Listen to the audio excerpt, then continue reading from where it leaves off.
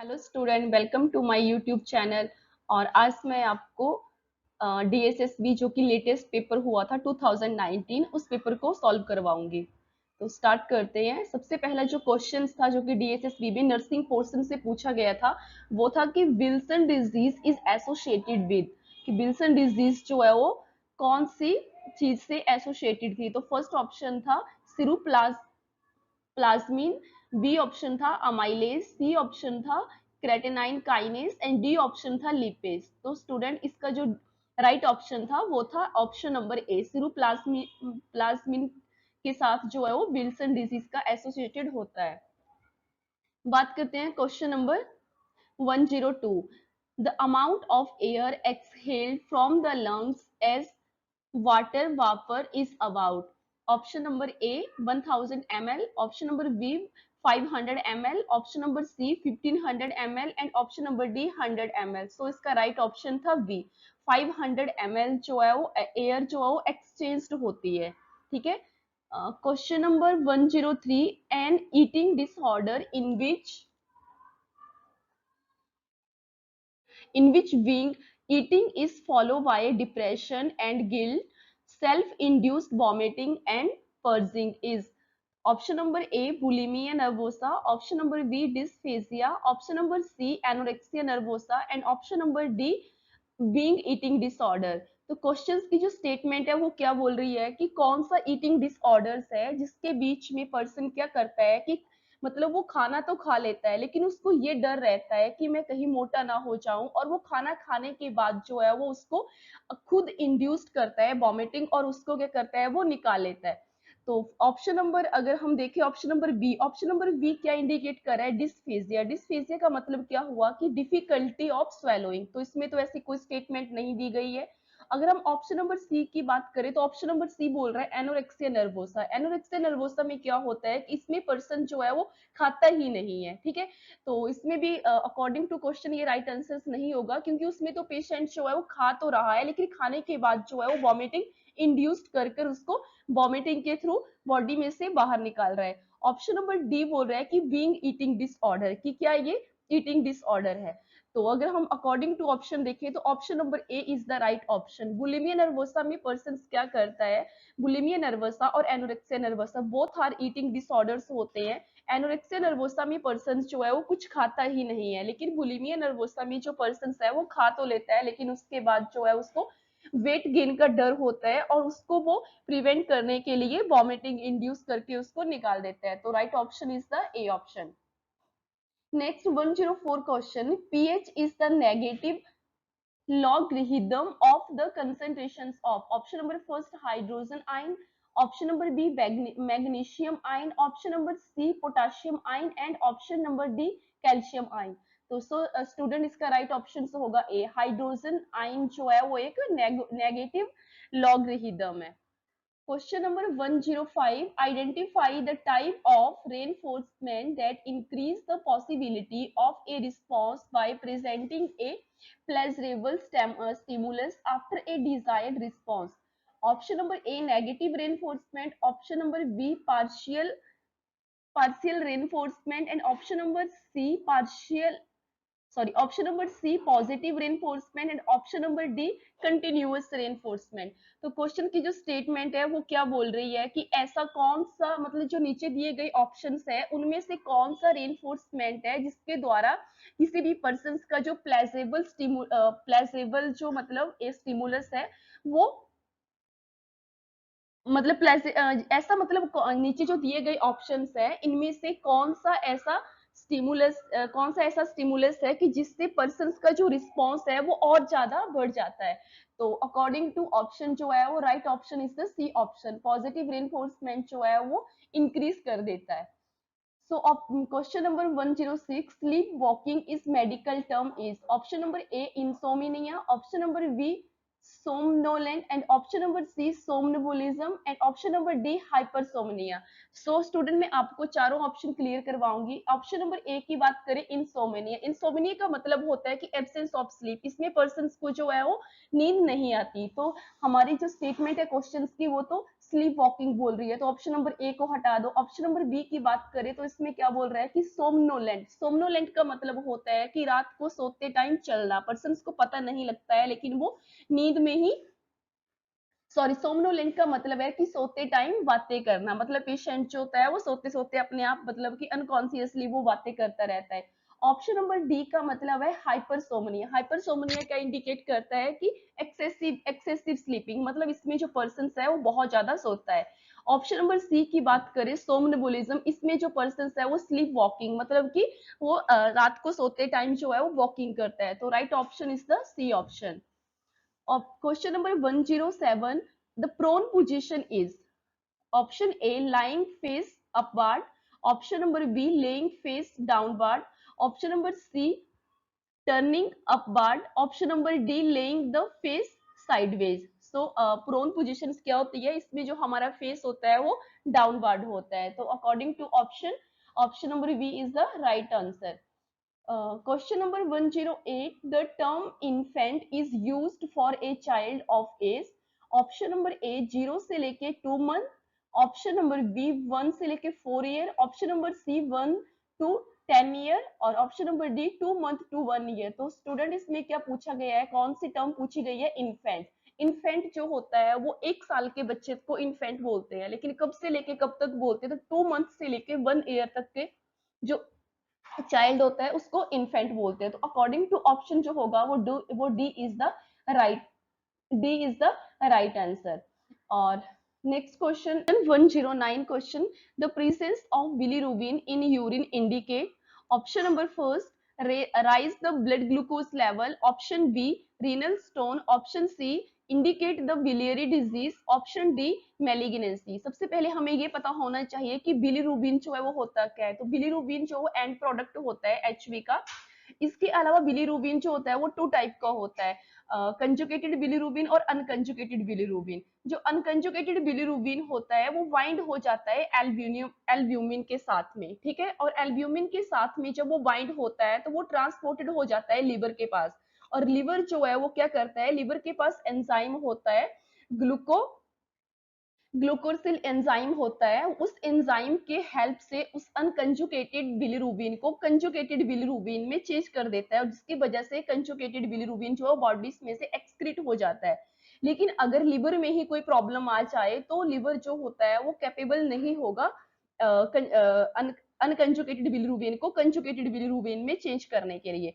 तो सो इसका right option क्या होगा, इंडिकेट द बिलियरी डिजीज। तो right option is the C option.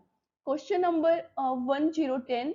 A method of self-observation of an individual of their own mental status directed by use of their memory is called. Questions में क्या पूछा गया है कि इनमें जो नीचे दिए गए ऑप्शंस है उनमें से कौन सा ऑप्शन इंडिकेट करता है कि जिसमें हम अपनी सेल्फ ऑब्जर्वेशन जो है वो खुद कर रहे हैं।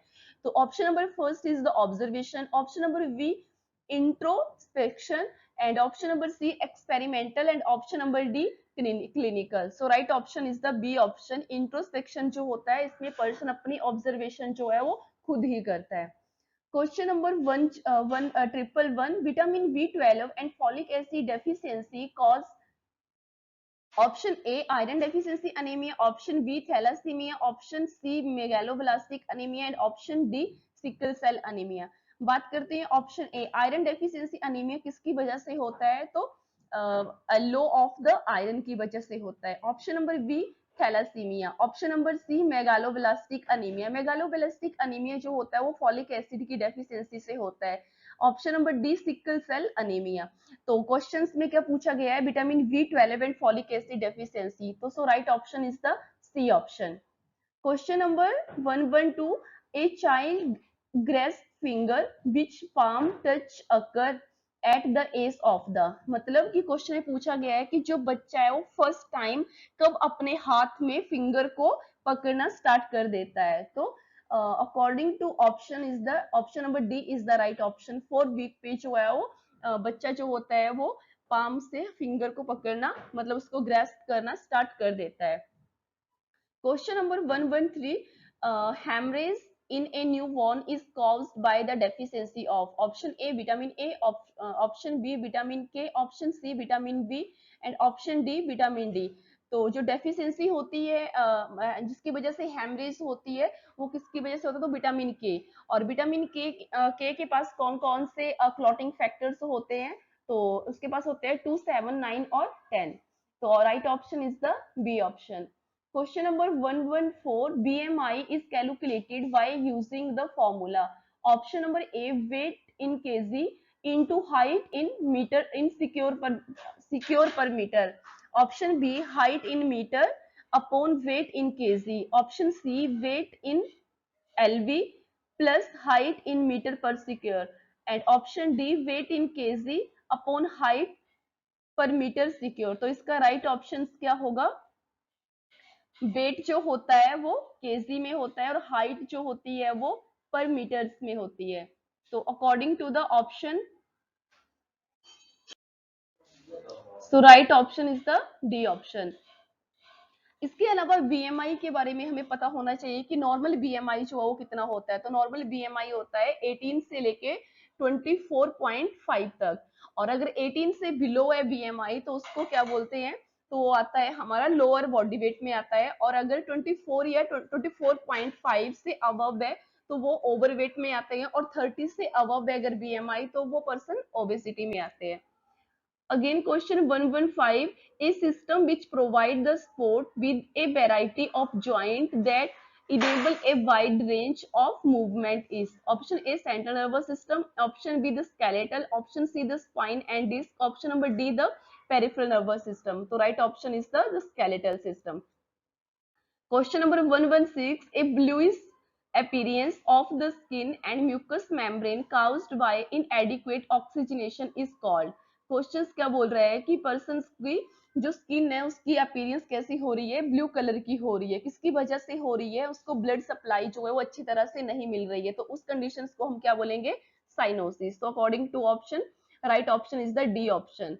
अगर हम इसकी सारे ऑप्शन को देखें तो ए ऑप्शन में वो बोल रहा है कि हाइपरकैपनिया। हाइपरकैपनिया मतलब कार्बन डाइऑक्साइड का लेवल ब्लड में बढ़ रहा है, जो कि नॉर्मल कितना होता है 25 से लेके 35।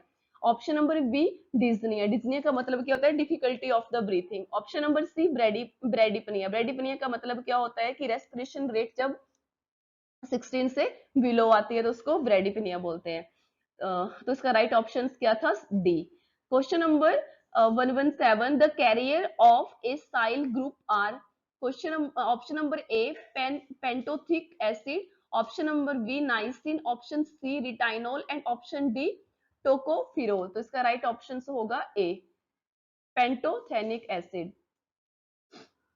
Question number 118, a deposit of food and bacteria on the teeth which may produce the tartar and dental caries is called. Option number A, stomatitis, option number B, tenting, option number C, plaque and option number D, oral hygiene.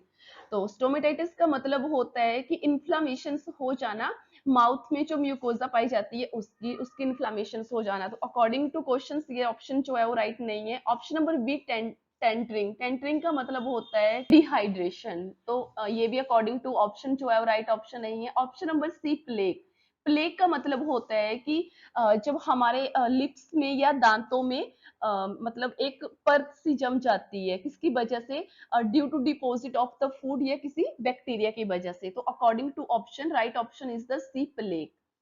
Question number 119, name the drive that become active when the physiologically balance within our body called the homeostasis is distributed. Option number first, social drive, option number B, physiologically drive, option number C, unconscious drive and option number D, personal drive.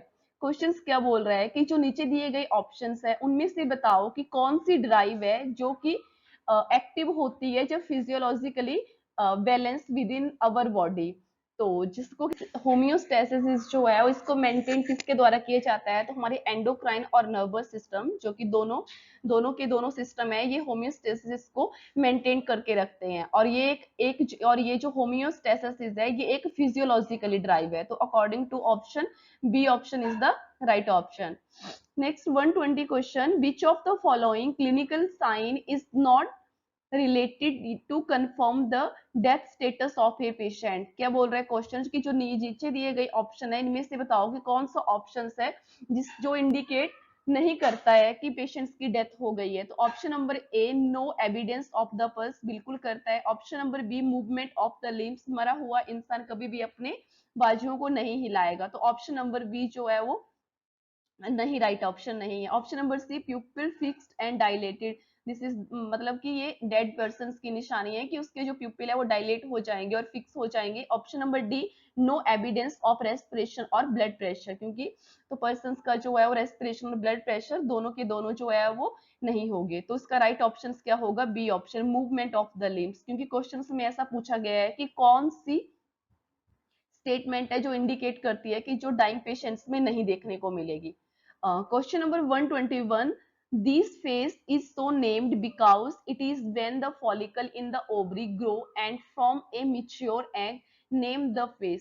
Question number option number first luteal phase, option number B follicle phase, option number C menstruation, option number D ovulation. Student बात करें तो इन्होंने ovary phase के बारे में पूछा हुआ है। तो ओवेरियन में जो है वो दो ही फेज चलते हैं, एक तो फॉलिकुलर फेज चलता है और एक ल्यूटियल फेज चलता है। तो फॉलिकुलर फेज में क्या होता है कि जब जीएनआरएच हाइपोथैलेमस से रिलीज होता है, तो हाइपोथैलेमस तो जीएनआरएच जो एंटीरियर पिट्यूटरी ग्लैंड के ऊपर एक्ट करता है। एंटीरियर पिट्यूटरी ग्लैंड जो है वो एफएसएच हार्मोन का रिलीज करती है और एफएसएच हार्मोन जो है वो ओवरी के ऊपर एक्ट करता है। और ओवरी के ऊपर एक्ट कर कर जो एफएसएच हार्मोन है वो क्या करता है कि जो इमेच्योर फॉलिकल होते हैं ओवरी के उनको वो ग्रो करवाता है। ठीक है, तो राइट ऑप्शन क्या होगा, B option is the right option. इसके अलावा अगर आपको मेंस्ट्रुएशनल साइकिल को अच्छी तरह से समझना है, खास करके एंडोक्राइन सिस्टम को, तो वो मेरे यूट्यूब चैनल पे आपको मतलब एक्सप्लेनेशन के साथ मिल जाएगा। Question number 122. A wide range of recurrent symptoms that occur during the luteal phase or last half of the menstrual cycle and resolve with the onset of the menstruation is known as। जैसे कि student आप यहाँ पर भी देख रहे हो कि मेंस्ट्रुएशनल साइकिल से हमें दो क्वेश्चन मिल गए। मतलब कि ये जो टॉपिक है ये बहुत ज्यादा इंपॉर्टेंट है अगर हम इसे कॉम्पिटिटिव एग्जाम्स के व्यू से देखें। तो क्वेश्चन नंबर 122 में क्या बोल रहे हैं ये कि wide range of recurrent symptom that occur during the luteal phase और last half of the menstrual cycle. Luteal phase जो है वो कब चलता है, ल्यूटियल फेज जो है फॉलिकुलर फेज के बाद चलता है, मतलब 14 से लेके 28 डे पे चलता है ये। And resolve with the onset of the menstrual, मतलब कि जो पेशेंट्स में सिम्टम आ रहे हैं वो कब आ रहे हैं, वो ल्यूटियल फेज के लास्ट डेज में देखने के लिए मिल रहे हैं। लेकिन जब उस पेशेंट्स को मेंस्ट्रुएशनल आ रही है तो उसके बाद जो ये सिम्टम है ये रिजॉल्व हो जा रहे हैं। तो ये क्या इंडिकेट करता है, ये इंडिकेट करता है प्री मेंस्ट्रुअल सिंड्रोम। तो according to option C option is the right option. अगर हम सारे ऑप्शंस को देखें तो ऑप्शन नंबर ए क्या बता रहा है कि डिसफंक्शनल यूटेराइन ब्लीडिंग, तो इसमें तो पर्सन को किसी भी तरह की ब्लीडिंग नहीं हो रही है। Option number B amenorrhea, amenorrhea का तो मतलब होता है कि मेंसेस का स्टॉप हो जाना। ऑप्शन नंबर सी तो मैंने आपको बता दी। Option number D dysmenorrhoea, dysmenorrhoea का क्या मतलब होता है कि ड्यूरिंग द मेंस्ट्रुएशनल पेन होना। Question number 123, when a child weight below third or fifth percentile, failure to gain the weight over a period of the time or a change in the rate of the growth that has crossed 2 year to measure centile is referred to as। option number A failure to thrive, option number B skeletal dysplasia, option number C small to gestational age and option number D constitutionally growth delay। तो हम according to पहले हम questions को देखें तो questions में वो बोल रहा है कि जो बच्चे का वेट है वो थर्ड और फिफ्थ परसेंटाइल से भी कम है। ठीक है, फेलियर हो रहा है कि उसका वेट जो गेन ही नहीं हो रहा है, जबकि बच्चे का जो नॉर्मल वेट होता है वो 10 परसेंटाइल से अबव होना चाहिए, मतलब 10 to 19 के बीच होना चाहिए। तो ये अकॉर्डिंग टू क्वेश्चन क्या इंडिकेट कर रहा है कि बच्चा स्मॉल टू जेस्टेशनली एज है। तो according to option right option is the C option. Question number 124, the expulsion of an embryo और fetus before it is a viable is called। Option A medical abortion, option B miscarriage, option C surgical abortion, option number D abortion.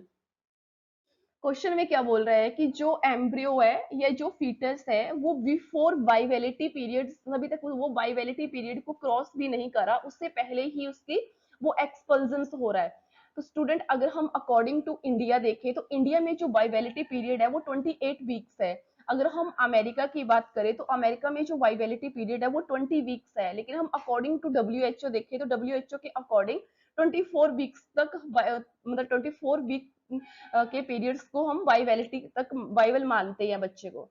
तो यहाँ पर बच्चा जो है वो 28 weeks होने से पहले ही वो एक्सपल्जन हो रहा है, मतलब कि हम उसको नहीं बचा सकते हैं। तो इस कंडीशंस को क्या बोलते हैं? पहला बोल रहा है कि मेडिकल अबॉर्शन। मेडिकल अबॉर्शन का मतलब क्या हुआ कि हमने खुद इंड्यूस्ड करवाया, मतलब कि मेडिकल में हम मेडिसिन सी पेशेंट्स को तब जाके अबॉर्शन करवाया। तो ऐसी कोई भी स्टेटमेंट हमें नहीं देखने को मिल रही है। ऑप्शन सी में बोल रहा है कि सर्जिकल अबॉर्शन। सर्जिकली अबॉर्शन मतलब कि पेशेंट्स का क्यूरटास करा, तो ऐसी भी कोई स्टेटमेंट नहीं दी गई है क्वेश्चन में। ऑप्शन डी बोल रहा है कि abortion. Right option is the D option. Question number 125, a generic term that means inflammation and infection of the vagina। तो अगर वेजाइना में कोई इन्फेक्शन या इन्फ्लामेशन हो जाए तो उस प्रोसेस को क्या बोलते हैं? वेजिनाइटिस। तो according to option A endometritis. Endometritis तब बोलते हैं अगर जो यूटेराइन की लेयर्स होती है उसको एंडोमेट्रियम बोलते हैं। एंडोमेट्रियम में अगर इन्फ्लामेशन हो जाएगी तो उसको एंडोमेट्राइटिस बोलते हैं। तो ये option according to statement right नहीं है। Option number B pruritus and option number C vaginitis. तो C option is the right option. और option number D candidiasis. Candidiasis अगर हम बेजेनाइटिस की बात करें तो बेजेनाइटिस जो है वो 3 टाइप्स का होता है, 4 टाइप का होता है। तो अगर हम बात करें तो एक तो हम देखने को मिलता है सेनाइल बेजेनाइटिस। सेनाइल बेजेनाइटिस मोस्ट कॉमनली देखने को मिलता है आफ्टर द 47 या 15 ईयर्स की एज के बाद, जब लेडीज की जो मेंस्ट्रुएशन है वो स्टॉप हो जाती है, मतलब मीनोपॉज हो जाता है। तो मीनोपॉज के टाइम पे क्या होता है कि लेडीज में एस्ट्रोजन का लेवल कम हो जाता है, तो उसकी वजह से जो है वो सेनाइल वेजिनाइटिस देखने को मिलता है। इसके अलावा अगर बात करें ड्यूरिंग द प्रेगनेंसी, अगर ड्यूरिंग प्रेगनेंसी मतलब कि लेडीज को वेजिनाइटिस हो रहा है तो उसका मोस्ट कॉमन कॉज जो होता है वो क्या होता है? कैंडिडा एल्बिकेन होता है। मतलब कि कैंडिडा एल्बिकेन्स की वजह से जो है वो मोनोलियासिस होता है। ये एक फंगल इन्फेक्शन है। अगर बात करें कि किसी मतलब कि अभी तक रिप्रोडक्टिव पीरियड्स में कोई गर्ल्स नहीं है और उसको अगर वेजिनाइटिस हो रहा है तो उसका होने का मेन कॉज क्या होगा? तो उसके होने का मेन कॉज जो होता है वो पैरासाइटिक वेजिनाइटिस होता है, जिसका क्या नाम होता है? ट्राइकोमोनोलियासिस। तो इस तरह से 3 या 4 टाइप का वेजिनाइटिस देखने को मिलता है। Question number 126, client with a diagnosis of HIV or another sexually transmitting infection should be screened for। Question बोल रहा है कि किसी पेशेंट्स को HIV है तो उसके साथ में कौन सी सेक्सुअली ट्रांसमिटिंग डिजीज है वो देखने को मिलेगी। तो option A chlamydia, option B syphilis, option C gonorrhea and option D hepatitis. तो उसमें मोस्ट कॉमनली जो डिजीज देखने को मिलती है वो सिफिलिस देखने को मिलती है। इसके अलावा जितनी भी इन्होंने बीमारी मतलब डिजीज दी हुई है ये सारी की सारी सेक्सुअली ट्रांसमिटिंग डिजीज है एक्सेप्ट ऑफ द ए जो है वो क्लेमाइडिया है। Question number 127, the procedure for a woman that is performed postpartum after an abortion or as an interval procedure unrelated to pregnancy is called।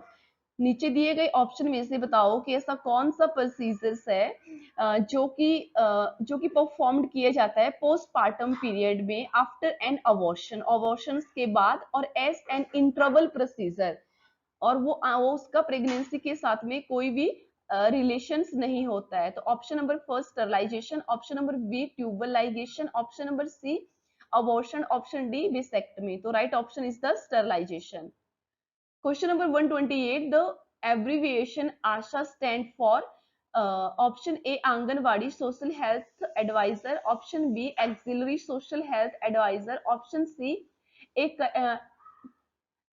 accredited social health activist and option D affiliated social health activist। तो right option is the C option. And ASHA जो होती है वो कितनी population को cover करती है? 1000 population को कवर करती है। और जो आशा होती है वो कितनी पढ़ी लिखी होनी चाहिए? तो 8th स्टैंडर्ड जो है वो पास होना चाहिए। Question number 129, vasectomy is done with a surgical procedure but is that procedure called? तो वेसेक्टमी जो है वो किसमें होता है, बस वेसेक्टमी एक तो वेसेक्टमी होती है, स्टरलाइजेशन प्रोसीजर्स में दो तरह के प्रोसीजर होते हैं, एक वेसेक्टमी होती है और एक टूबेक्टमी होती है। टूबेक्टमी जो है वो फीमेल में की जाती है, इसमें यूटेराइन ट्यूब का लाइगेशन कर दिया जाता है, और वेसेक्टमी जो है वो मेल में करी जाती है। तो option number A sterilization, option number B tubal ligation, option number C abortion, option D vasectomy. तो right option is the A option sterilization. Question number 130 painfully menstruational is termed as dysmenorrhea. So right option is the B option. Question number 131 coitus interrupt is also known as option number 4 standard days method, option B withdrawal, option number C cervical mucus ovulation method, and option number D symptomatical method. So right option is the B option, withdrawal is the coitus interrupter. 132 question, an inflammatory state of the upper female genital tract and nearby structure is called.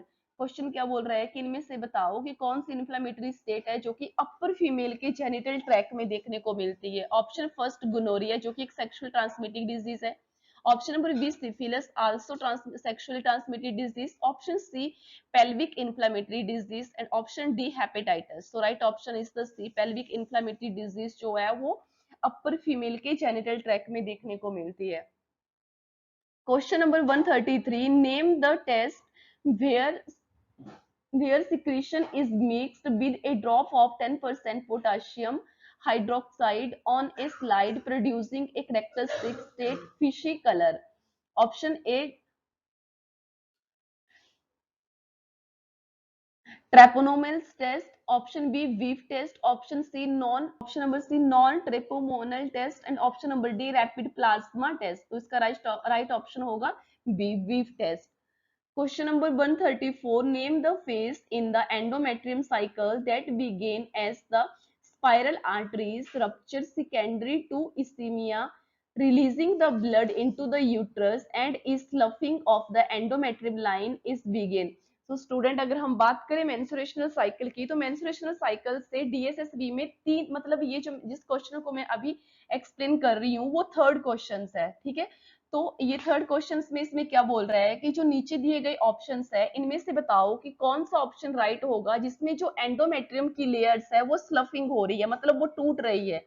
तो endometrium की दो layers होती है, और मेंस्ट्रुएशनल cycle के time में functional layer होती है जो एंडोमेट्रियम लेयर्स की, वो उसकी स्लफिंग होती है, मतलब कि वो टूटती है, तो उस फेज को क्या बोलते हैं, मेंस्ट्रुएशनल फेज। तो D option is the right option.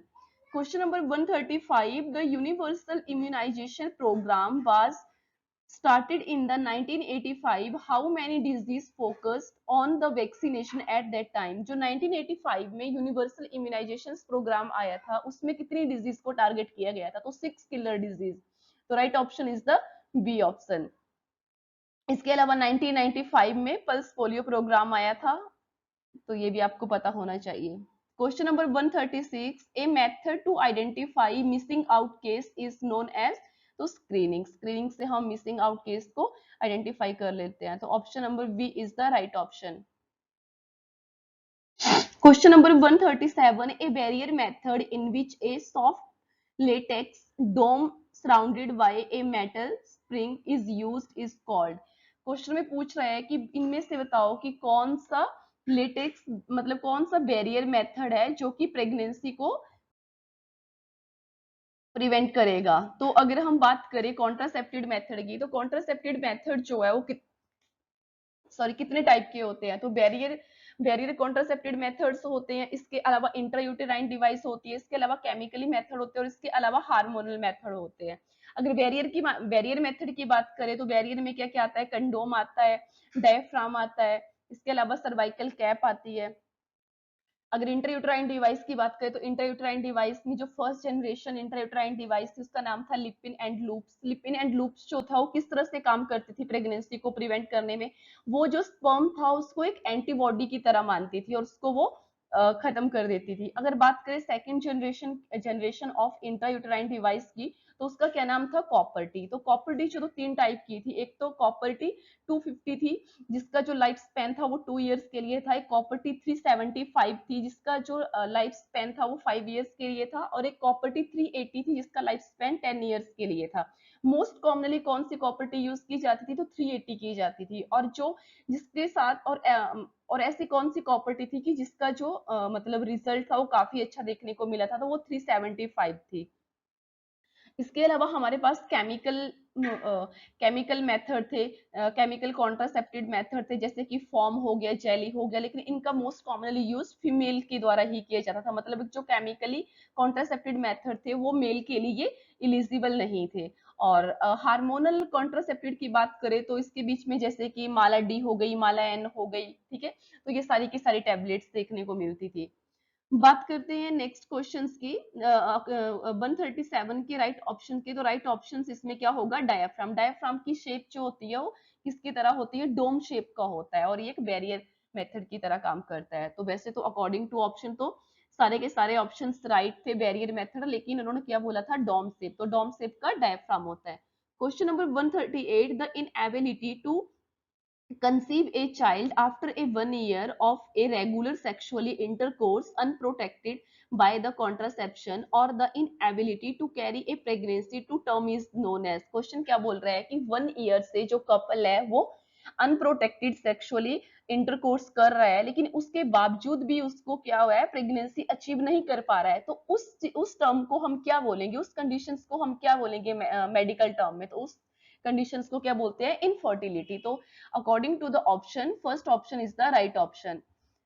Question number 139, a defense mechanism in which original goal or desire are substitute by other is called। क्या बोलेंगे, कौन सा डिफेंस मैकेनिज्म का यूज कर रहे हैं यहाँ पर, ये सब्सटीट्यूशन। तो option A is the right option. Question number 140, women experience physically change associated with decreasing estrogen level, which may include irregular menstrual cycle, sleep disturb, mood disturb, decreased vaginal lubrication, fatigue, vaginal atrophy, and depression is seen during the option number A labor, option number B menarche, option number C maternity, and option number D menopause। Student इस questions में कुछ question की जो statement है वो क्या बोल रही है कि एक लेडीज है, उसमें कौन कौन से सिम्टम देखने को मिल रहे हैं, उसका जो है मूड है वो डिस्टर्ब हो रहा है, उसका जो स्लीपिंग पैटर्न है वो डिस्टर्ब हो रहा है। इसके अलावा जब वो इंटरकोर्स कर रही है तो भी उसमें जो ड्यूरिंग इंटरकोर्स के टाइम पे उसको मतलब पेन हो रही है, मतलब पेन हो रही है, या फिर इसमें इसकी स्टेटमेंट के अकॉर्डिंग क्या बोल रहे हैं कि बेजाइनली जो ल्यूब्रिकेशन है वो कम हो रहा है, ठीक है।